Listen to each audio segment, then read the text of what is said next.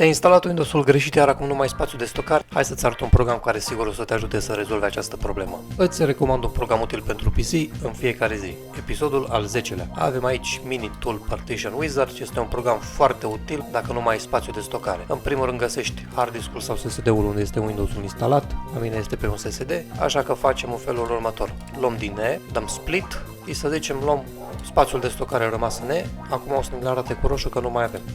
Trecem la C, dăm la fel split, iar acum selectăm tot spațiul ce vrem să-l dăm, partiției C, dăm OK, iar pe urmă va trebui doar să dăm Apply acestei setări. Atenție foarte mare, nu ștergeți aceste partiții de sunt cu 16, 37 sau cum sunt la voi cu megabytes, pentru că acestea sunt partiții de rezervă ale Windows-ului și sigur veți avea probleme dacă le ștergeți. Dacă îți place această serie, nu uita să mă susții printr-o abonare, un comentariu, un share și cam tot acâmul. Până data viitoare, eu sunt Ștef și vă salut!